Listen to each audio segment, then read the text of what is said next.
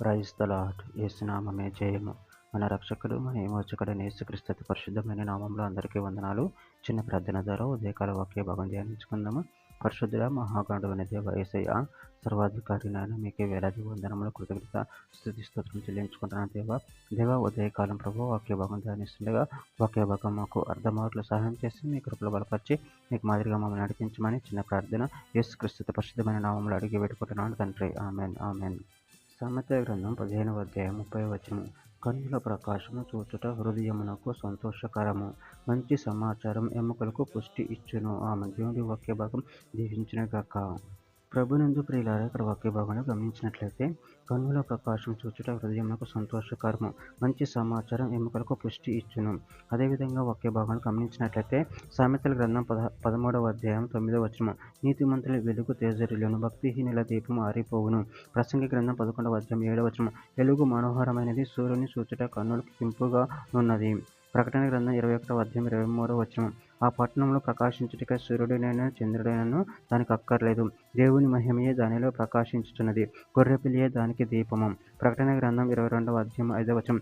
రాత్రి కెన్నడను ఉండదు, దీపకాంతి అయినను సూర్యకాంతి అయిన వారికి అక్కర్లేదు, దేవుడైన ప్రభువే వారి మీద ప్రకాశించును, వారు యుగయుగములు రాజ్యము చేయుదురు. సామెతల గ్రంథం 17వ అధ్యాయం 22వ వచనం. సంతోషము గల మనసు ఆరోగ్య కారణము, నలిగిన మనసు ఎముకలను ఎండిపోజేయును. సామెతల గ్రంథం 25వ అధ్యాయం 25వ వచనం.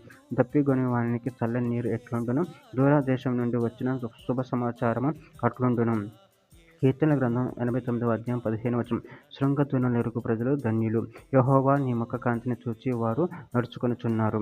యెషయా గ్రంథం 58వ అధ్యాయం 11వ వచనం. యెహోవా నిన్ను నిత్యం నడిపించును, క్షామకాలమున ఆయన నిన్ను తృప్తిపరిచి నీ ఎముకలను బలపరచును. నువ్వు నీరు కట్టిన తోట వలన ఎప్పుడునూ బొక్కుచుండు నీటి ఓట వలన ఉండెదవు. సామెతల గ్రంథం 28వ అధ్యాయం 25వ వచనం. పేరాస గలవాడు కలహమును రేపును, యెహోవా యందు నమ్మిక ఉంచువాడు వర్ధిల్లును. మత్తయి సువార్త 6వ అధ్యాయం 22వ వచనం. దేహమునకు దీపము కన్నే గనుక నీ కన్ను తేటగా ఉండిన ఎడల నీ దేహమంతా వెలుగుమయమై ఉండును. ఫిలిప్పీయులకు రాసిన పత్రిక 4వ అధ్యాయం 4వ వచనం. ఎల్లప్పుడూ ప్రభువునందు ఆనందించుడి, మరల చెప్పుదును ఆనందించుడి. చివరిగా ఒక మాట. సామెతల గ్రంథం 16వ అధ్యాయం 24వ వచనం. ఇంపైన మాటలు తేనె పట్టు వంటివి, అవి ప్రాణమునకు మధురమైనవి, ఎముకలకు ఆరోగ్యకరమైనవి. ఆమె దేవుడి వాక్య భాగం దీవించిన కాక చిన్న ప్రార్థన చేసుకుందాము. పరిశుద్ధుడ ప్రేమగల దేవేశాను, మీరు ఇచ్చిన వాక్య దానాన్ని బట్టి ప్రాముఖ్యతను చెల్లించుకుంటాను తండ్రి. ఆయన నీ వైపు చూసి నిన్ను మహిమపరిచేవారుగా, నేను కనపరిచే శక్తిని అనుగ్రహించి మీ ప్రేమ కృపలు మమ్మల్ని అందరం కాపాడి నీకు మహిమకరంగా మమ్మల్ని వాడుకోమని చిన్న ప్రార్థన చేసిన నామములో అడిగి పెట్టుకుంటున్నాను తండ్రి. Amen amen amen.